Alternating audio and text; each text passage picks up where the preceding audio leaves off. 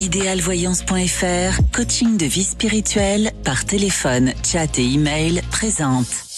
Sud Radio, à votre écoute, 16h-17h, Alexandre Delovanne.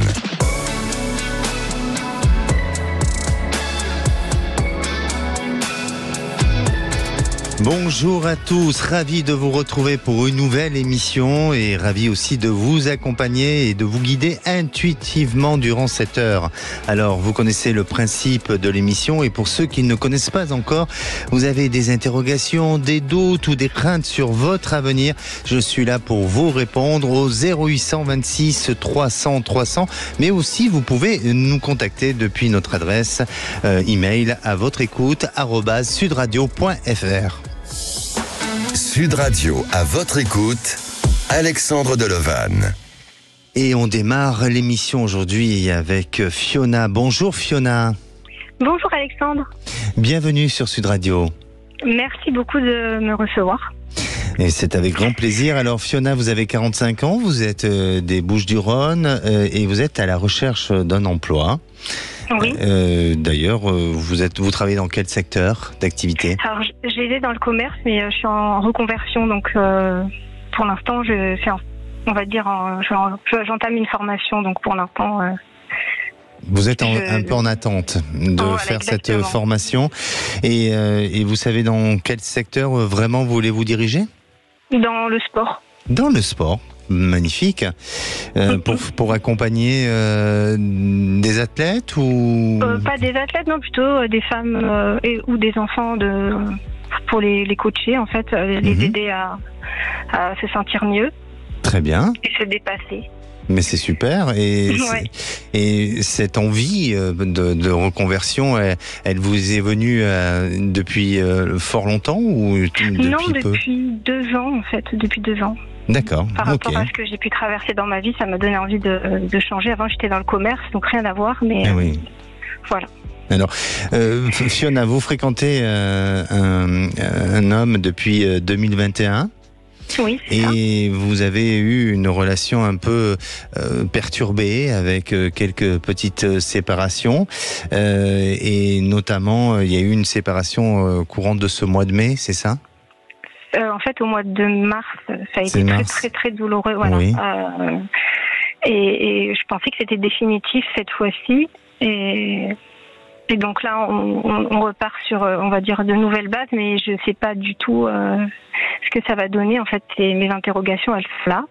Mhm. Savoir si je peux vraiment me projeter. Est-ce que, voilà, je ne sais pas du tout. Oui. Quelles ont été les raisons pour lesquelles vous avez jusqu'à présent été dans des conflits ou dans des fragilités pour pouvoir avoir une stabilité ? Je pense que c'était finalement mon manque d'engagement.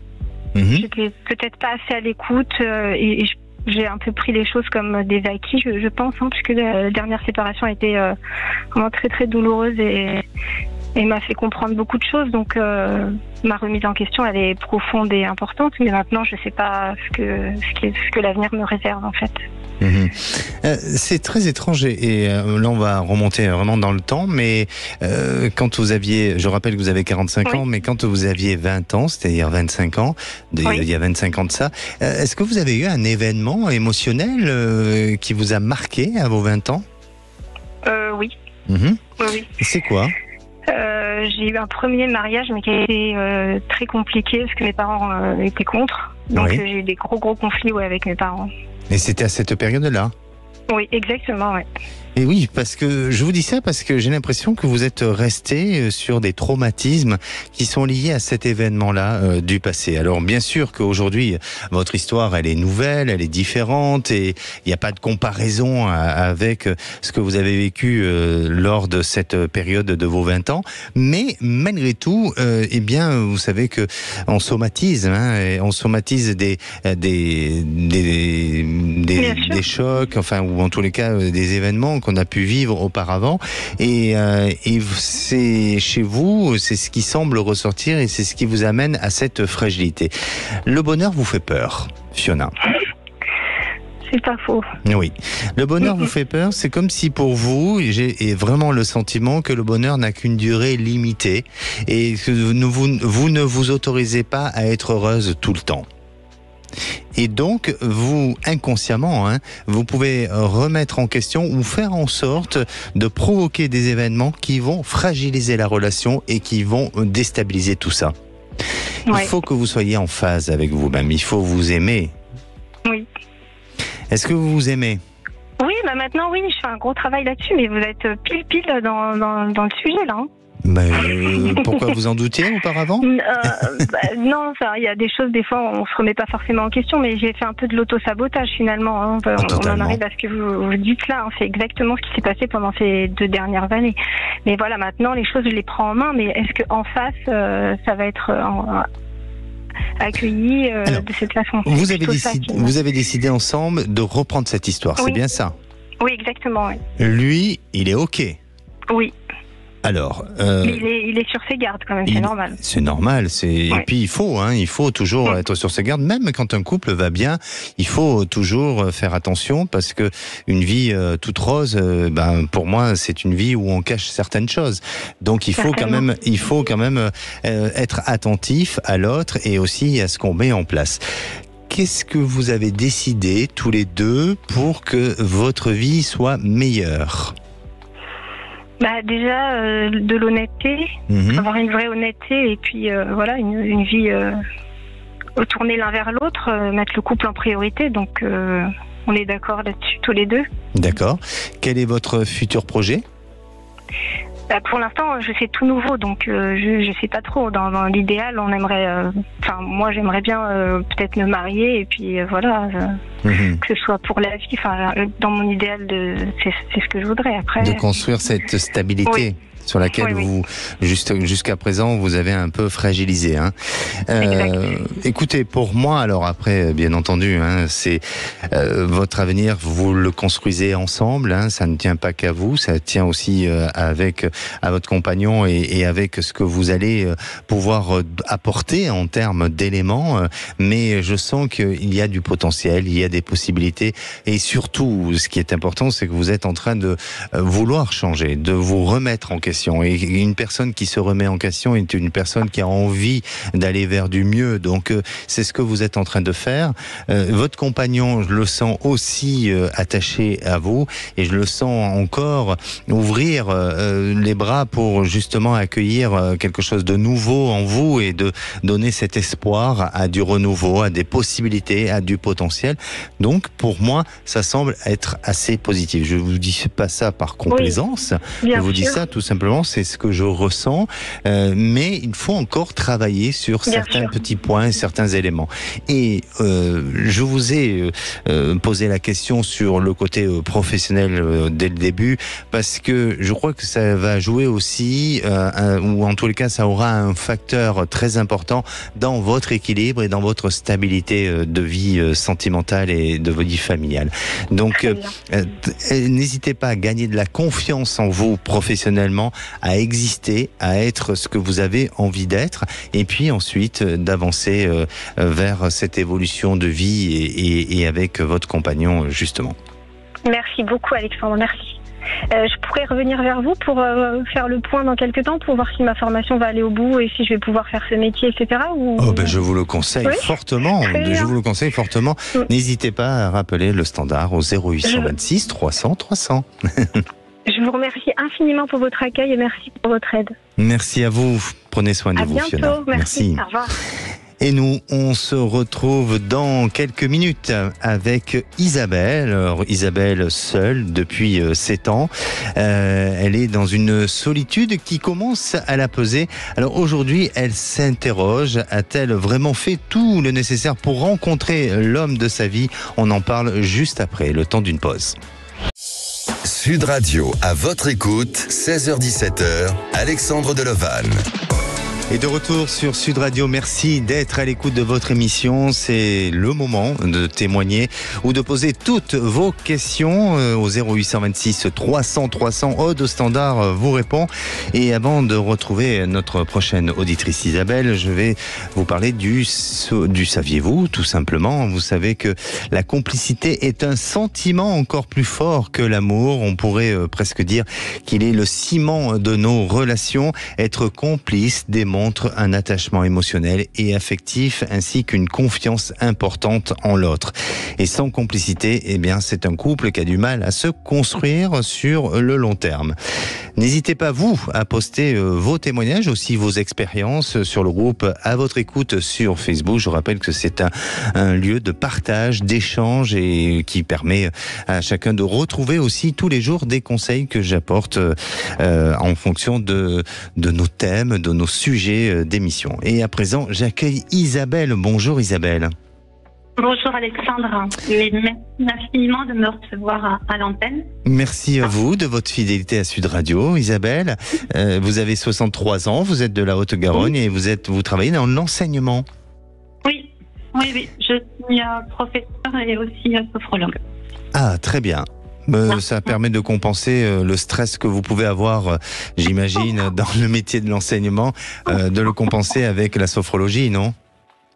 Oui, je m'en sers régulièrement, effectivement. Oui. Alors, vous pratiquez en tant que sophrologue aussi, ou vous le faites uniquement pour vous, personnellement ? Non, vous êtes praticienne ? Oui, je fais des ateliers de sophrologie. D'accord. Alors justement, parce que les personnes qui viennent vous voir, souvent, même la plupart du temps, elles sont angoissées, elles sont stressées. Vous les amenez à cette détente, à être aussi, à aller voir leur enfant intérieur. Hein. C'est le principe un petit peu aussi de la sophrologie, de travailler sur la respiration, tout ça. Est-ce que justement, en les amenant vers ce chemin-là, ça vous amène à vous détendre aussi, mais pas seulement de les détendre à eux? Et effectivement, en fait, quand j'ai commencé mes études de sophrologie, en fait, au départ, c'était pour moi. Et c'est en m'appliquant, en fait, comment je pourrais dire, en fait, les enseignements, en fait, que je peux intégrer les bienfaits de la méthode. Et c'est grâce à cela que je peux restituer dans les protocoles le bien-être.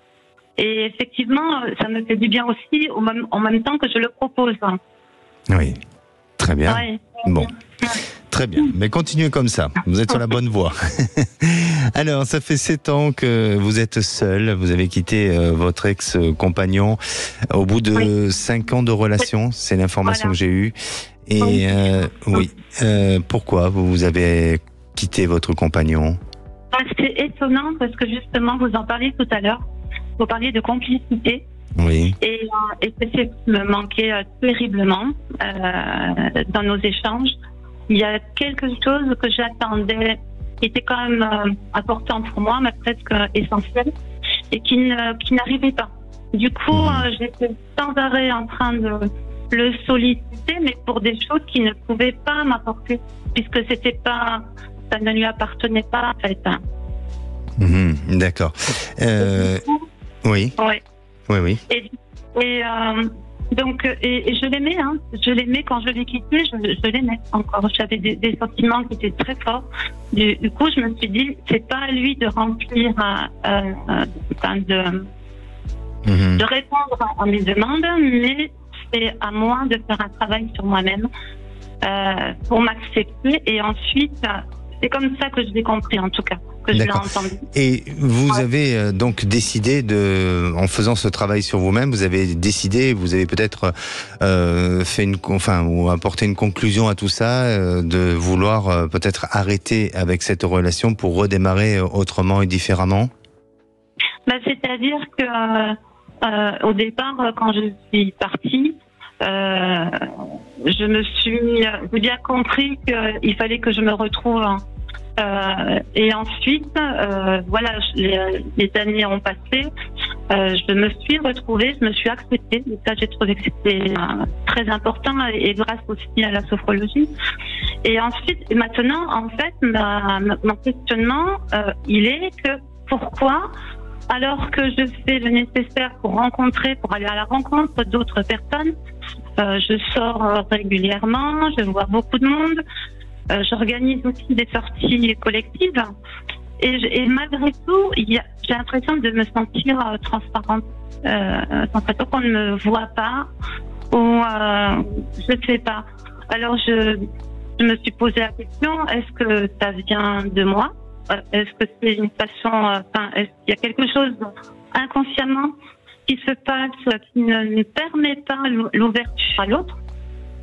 Ou est-ce que mon attitude, parce que je suis une femme relativement indépendante, autonome, et évidemment, au bout de 7 ans, j'ai appris à vivre bien seule, bien entre guillemets. Bien sûr. Alors, je vais vous poser une question. Vous croyez au destin? Alors, je crois que le destin, on le provoque. En fait, je pense qu'on a plusieurs ouvertures et on a le choix. On a quand même le libre arbitre dans notre vie. Maintenant, il se trouve qu'effectivement, il y a des synchronicités qui font qu'on va emprunter un chemin et pas l'autre. Bien sûr.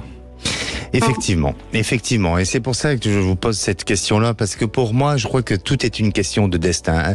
Ne vous posez pas autant de questions, vraiment, Isabelle. Même si vous avez 7 ans de vie seule et que ça commence à vous peser, et vous avez peut-être eu l'impression que vous avez tout fait pour justement vous améliorer, pour vous poser les bonnes questions, pour faire un travail sur vous. Évidemment, mais on ne fait jamais assez, et on apprend toute une vie, et je crois que on peut très bien rencontrer des personnes, même si on n'est pas bien dans sa peau. On peut rencontrer des personnes, et autant on peut être bien dans sa peau et aussi rencontrer des personnes. Après, la durée de la relation, ça c'est autre chose. Mais je crois vraiment que toute cette période dans laquelle vous avez été auparavant, eh bien vous avez eu ce besoin, cette nécessité à vous retrouver avec vous-même et à penser un petit peu à vous. Parce que pour moi, vous avez beaucoup trop donné auparavant dans les relations et vous n'avez pas assez reçu. Et aujourd'hui, vous n'êtes pas face à une sanction, vous n'êtes pas face à une punition, vous êtes tout simplement dans cette attente d'une relation qui va venir à vous et qui va vous porter vers quelque chose vous amener vers quelque chose de meilleur. Et il va falloir encore un petit peu patienter, mais vous êtes sur le bon chemin.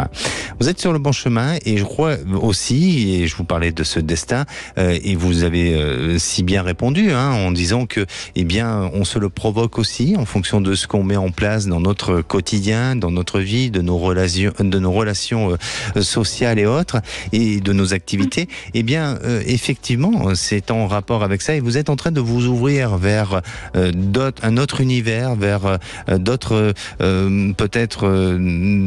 réseaux, d'autres personnes, et progressivement vous allez vers cette route.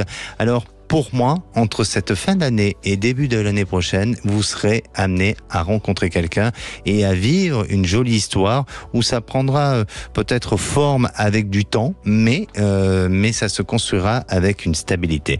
Et c'est un homme séparé qui a 2 enfants et qui a une passion pour la nature, où il vit dans un endroit un peu isolé ou un peu en retrait de la ville. D'accord. D'accord, Isabelle? Ouais, merci infiniment pour cette belle ouverture, en fait. Merci à vous. N'hésitez pas à nous tenir au courant. Je vous remercie beaucoup, Alexandra. Merci. Prenez soin de vous. Merci. Au revoir. Et à présent, si vous avez un doute ou des questionnements sur votre devenir, vous connaissez le numéro, c'est le 0826 300 300. On se retrouve dans quelques minutes avec Fabienne, qui ne se soucie pas trop du lendemain, sauf qu'à ses 41 ans, oui, elle a eu 41 ans, elle se pose tout de même la question si elle va faire une prochaine rencontre. Alors, la réponse, c'est dans quelques instants, juste le temps d'une pause. Sud Radio, à votre écoute, 16h-17h, Alexandre Delevanne. Et oui, de retour dans votre émission à votre écoute. Alors, bienvenue à tous ceux qui nous rejoignent. Nous sommes en direct. Vous souhaitez nous poser toutes vos questions. N'hésitez pas à le faire. Aude Standard vous répondra au 0826 300 300. Et avant de retrouver notre prochaine auditrice, Fabienne, je vais un petit peu revenir sur le sujet de la complicité, parce que nos précédentes auditrices nous parlaient d'une certaine forme de complicité dans le couple, et c'est très important pour pouvoir avancer, pour pouvoir se construire sur des bases solides.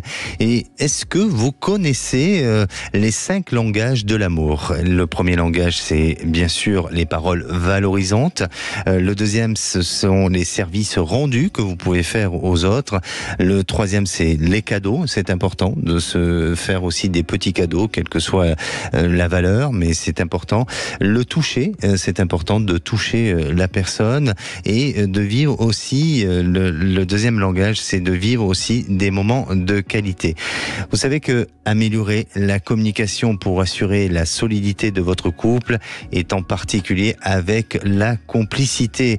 Donc, il est important d'accepter les qualités et les défauts de votre ami ou de votre compagne, en gardant bien sûr une attitude positive et de conforter, ou en tous les cas d'apporter un mieux à la complicité. Allez, à présent j'accueille Fabienne. Bonjour Fabienne. Bonjour. Bienvenue sur Sud Radio. Merci. Fabienne, vous avez 41 ans, vous êtes dessinatrice et vous habitez les Pyrénées-Atlantiques, hein? Oui. Alors, vous, la complicité, est-ce que c'est important dans votre vie? Amicale, en tout cas, oui. Oui.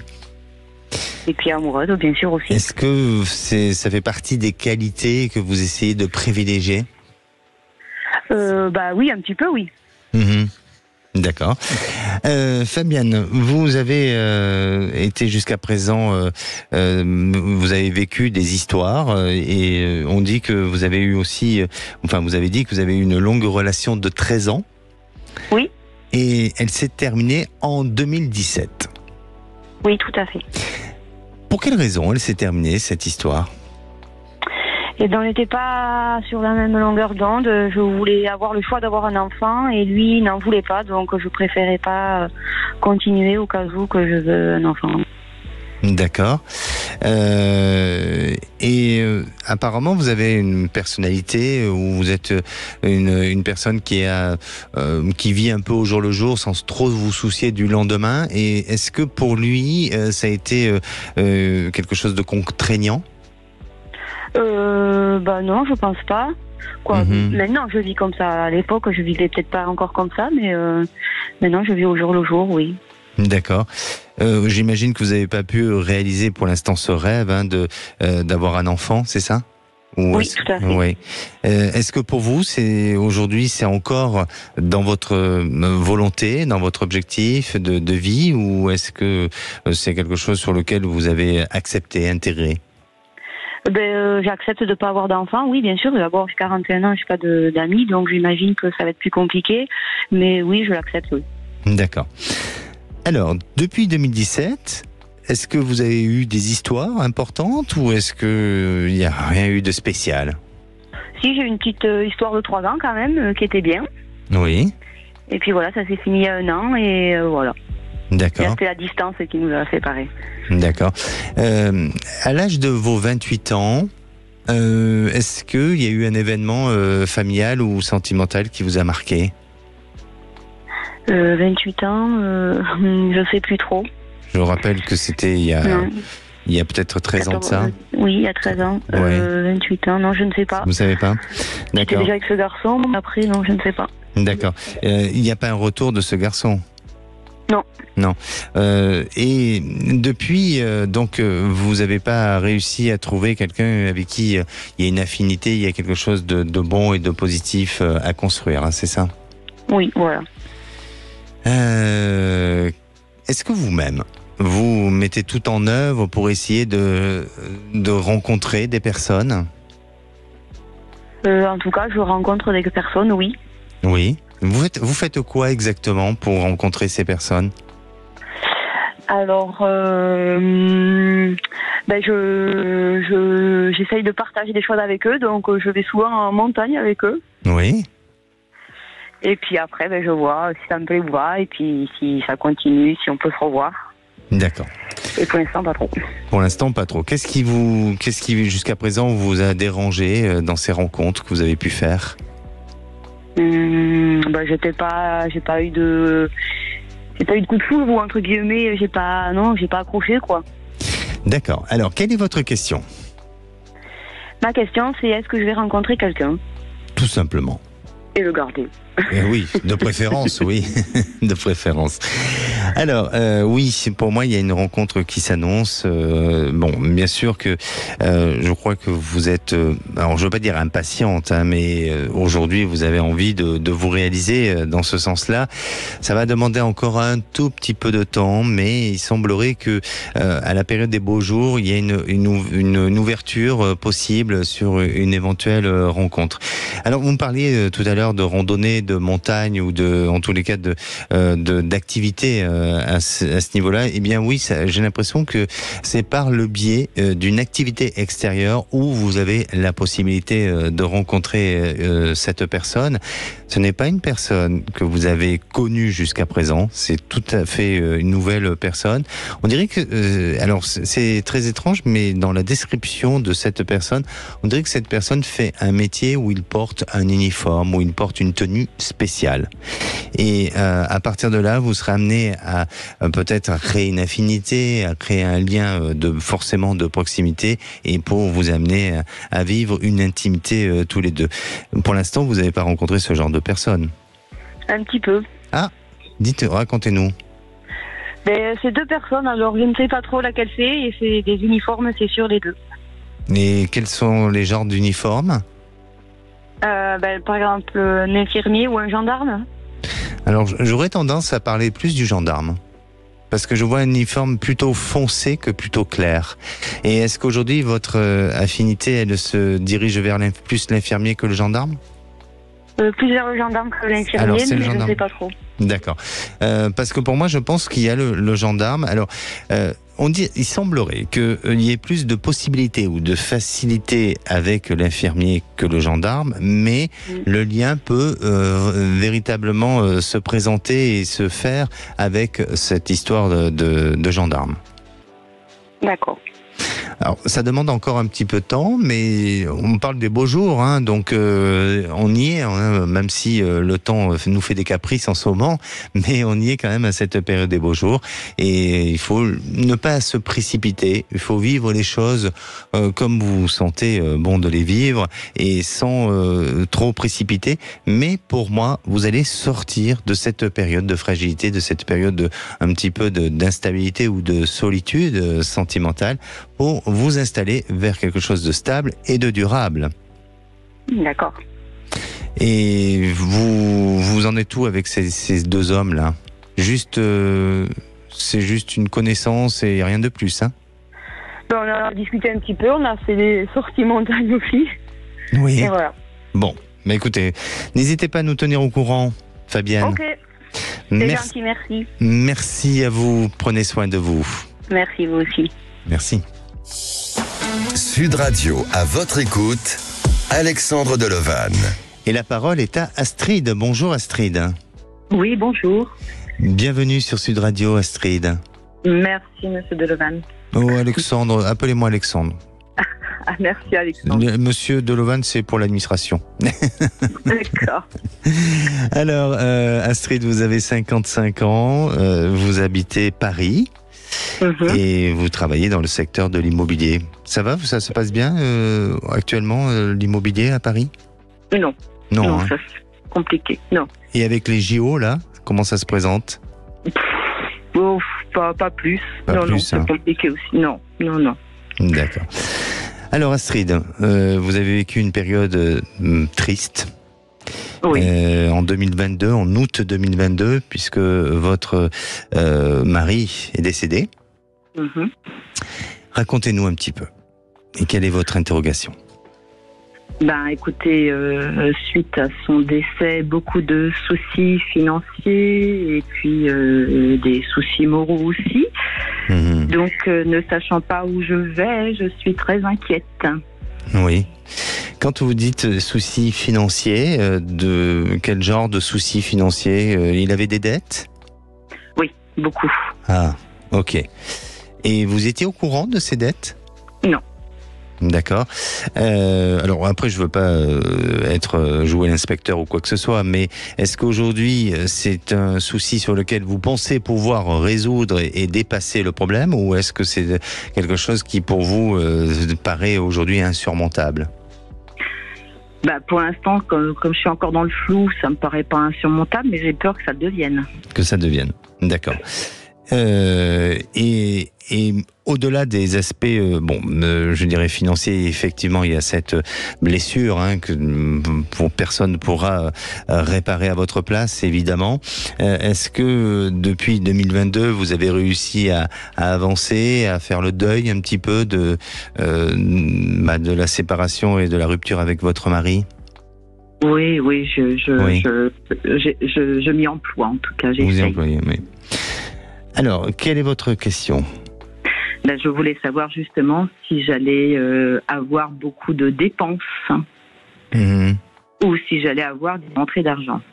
D'accord. Quand vous parlez de dépenses, c'est-à-dire c'est des dettes à payer, à rembourser? Oui. D'accord. Oui.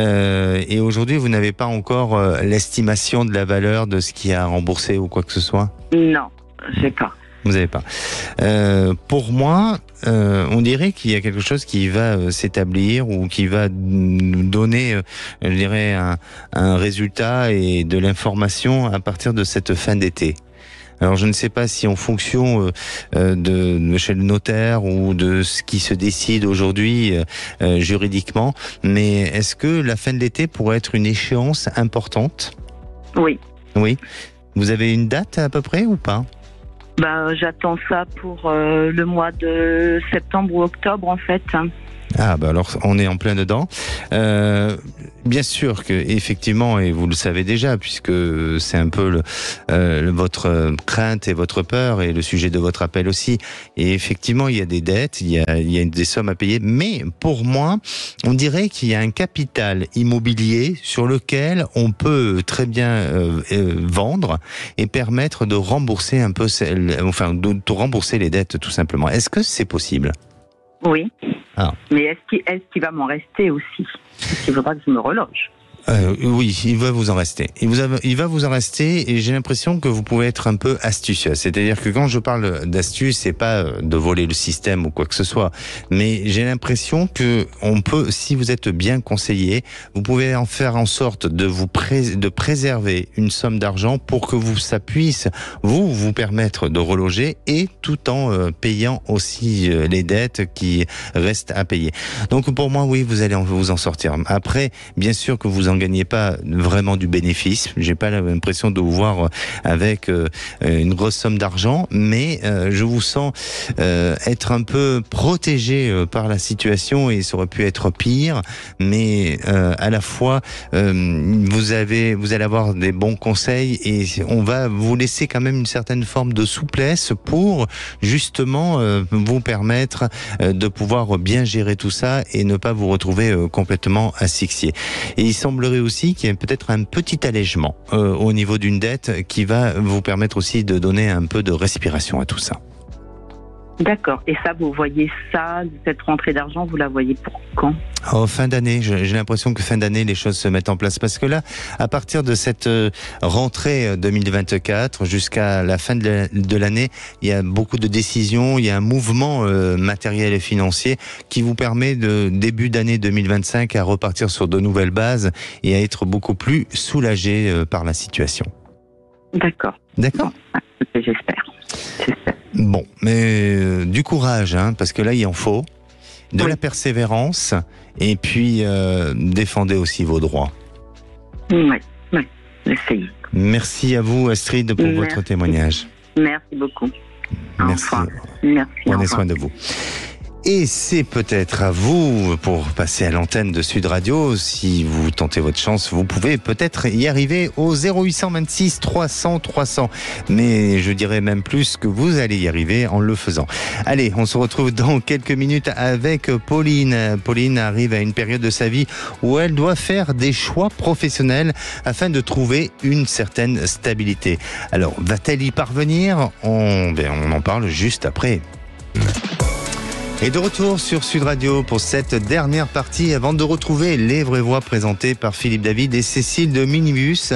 Alors il vous reste quelques minutes pour passer dans votre émission à votre écoute et je rappelle le numéro c'est le 0826 300 300. Et la parole est à Pauline. Bonjour Pauline.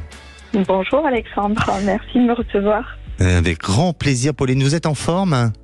Oui. Très en forme ? Oui, très en forme. Bon, oui. Super. Allez, Pauline, vous avez 53 ans, vous êtes de Toulouse et vous travaillez dans la médecine scolaire. Sauf qu'aujourd'hui, vous arrivez dans une période de votre vie où vous devez faire des choix professionnels pour arriver à trouver une certaine stabilité, ce que vous avez redouté jusqu'à présent. Pourquoi ? Eh bien, là, j'ai actuellement un contrat très précaire dans la fonction publique. Oui. Donc, j'ai essayé de monter une micro-entreprise pour faire de l'aide administrative à domicile. Et malheureusement, ça n'a pas fonctionné jusqu'à maintenant. Alors, j'avais entrepris beaucoup de choses aussi à ce moment-là. Donc, j'ai peut-être pas mis toute l'énergie que j'aurais dû. Mais bon, ça n'a pas abouti. Donc aujourd'hui, la question que je me pose, c'est est-ce que je dois continuer dans cette voie et trouver quelque chose, m'installer à mon compte et continuer dans cette idée, ou est-ce que je reviens salarié?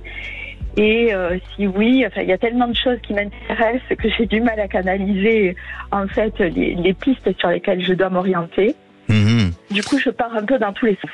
Oui, c'est ça. Alors, j'allais vous le dire. Parce que, justement, on parle un peu, j'ai l'impression que, et quand j'écoute votre témoignage, j'ai l'impression qu'il y a un peu de dispersion. Ça ne veut pas dire pour autant que vous manquez de motivation. Bien au contraire, je vous sens être très volontaire.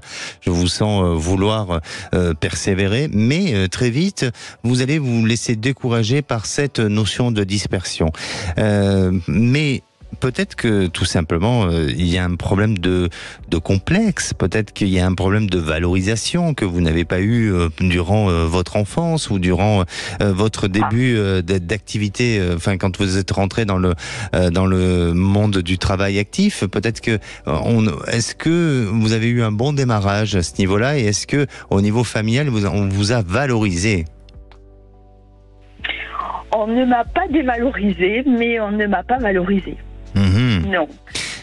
J'étais peut-être celle qui ne posait pas de problème, qui se débrouille, quoi. Donc, ça roule.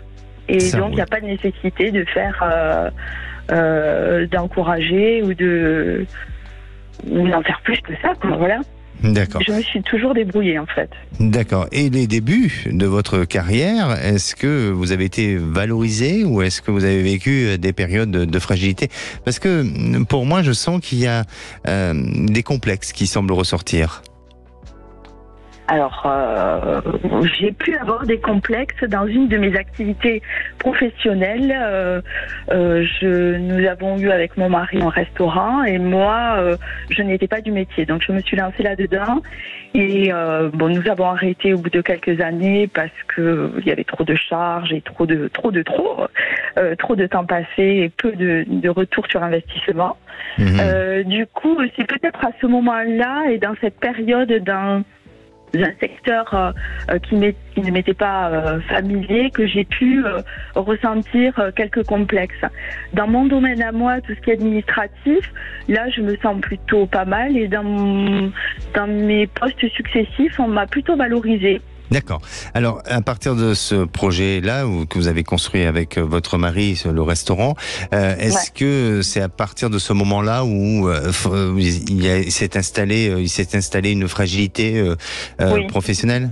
c'est ça? Oui, et puis après, des soucis familiaux, une prise de poids conséquente.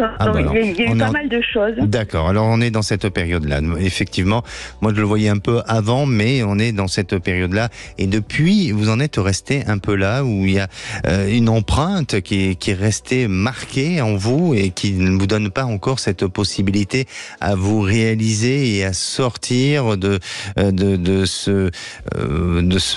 cette période avec confiance. Alors, même si vous avez changé de métier, aujourd'hui c'est pas de la restauration, mais il faut absolument que vous regagniez confiance en vous et persévérer dans la voie dans laquelle vous souhaitez vous diriger. Il y a plusieurs pistes chez vous qui semblent ressortir. Vous me parliez d'assistante administrative. C'est ça, hein? Oui. Oui. En fait, je sais que j'ai vraiment un réel besoin de contact avec les gens. Ça, j'en ai la certitude. D'accord. Après... Et assistante sociale, vous avez jamais tenté de faire? Parce que c'est un peu similaire, non? Non. Alors, j'ai l'opportunité peut-être de pouvoir bénéficier d'un poste à mi-temps l'année prochaine. Oui. Et du coup, de pouvoir me lancer dans une formation. C'est ça. Donc, mais dans quel genre de formation? Et voilà. Alors, il y a plusieurs... Voilà quoi. Problème. Il y a plusieurs pistes qui s'ouvraient à moi. Je fais un travail sur moi aussi. J'en parle un peu autour de moi. Ça pouvait être thérapeute, coach, dans le social. Moi, je pense le social. Je pense que dans le social, vous avez quelque chose qui va vous rendre légitime et vous avez besoin de réparer quelque chose avec des complexes auparavant. Et le social va vous rendre légitime et ça va vous permettre aussi d'accéder à un statut salarial et d'avoir une stabilité à ce niveau-là. C'est ce que vous recherchez. Alors que si vous allez en tant que coach, vous risquez de vous fragiliser et à nouveau d'être dans cette notion de perte de confiance en vous. Donc, restez sur le bon alignement et le domaine du social vous correspond et ça correspond un petit peu, en étant assistante administrative, ça correspond un petit peu à tout ça. D'accord ? D'accord, donc ça veut dire salarié, hein. On est bien d'accord. Ça veut dire, mais d'abord, ça passe par une formation, ma chère Pauline. Ok, bon. Au travail. Parfait. Bon, mais je vais m'y mettre. Parfait, n'hésitez pas à nous tenir au courant. Merci à vous. Merci beaucoup, merci, au revoir. Et l'émission prend fin, et pour conclure, je dirais, il y a toujours quelque chose dont on peut être reconnaissant. Moi, je ne sais pas quoi, mais en tout cas, je sais qu'il y a quelque chose. Et je vais peut-être laisser la parole aux vraies voix. Bonsoir, Philippe David. Bonsoir, Alexandre Delovan. Il y a quelque chose pour vous d'important pour être reconnaissant ? Déjà dire merci, c'est déjà pas mal. Exactement, c'est vrai. C'est déjà une bonne chose, et puis c'est une preuve de bonne éducation, je crois aussi. Exactement. Le menu des vraies voix, à 17h30, le grand débat, c'est la loi d'orientation agricole qui arrive aujourd'hui à l'Assemblée nationale. La colère des agriculteurs pourrait-elle repartir ? Vous pensez que la messe n'est pas dite et que le conflit avec les agriculteurs du début d'année pourrait repartir, ou vous pensez que non? Vous êtes agriculteur, venez témoigner, on attend vos appels au 0826 300 300. À 18h35, tragédie en Normandie, 2 morts, 3 blessés, dont 2 en urgence absolue, qui sont des personnels pénitentiaires. On vous pose cette question, faut-il doter les personnels pénitentiaires d'armes lourdes puisqu'ils ont été massacrés, il n'y a pas d'autre mot, au fusil d'assaut? Vous pensez qu'il faut les armer ou vous pensez autre chose? Qu'il faut que les détenus soient par exemple interrogés au sein des établissements pénitentiaires et pas dans les palais de justice? Vous êtes personnel pénitentiaire, vous êtes policier, venez témoigner au 0826 300 300. Nos 3 vraies voix du jour, Philippe Bilger, Françoise Degois et Luc Gras. Bonne émission. Sud Radio, à votre écoute, 16h-17h, Alexandre Delovan. Avec idéalvoyance.fr, coaching de vie spirituelle par téléphone, chat et email.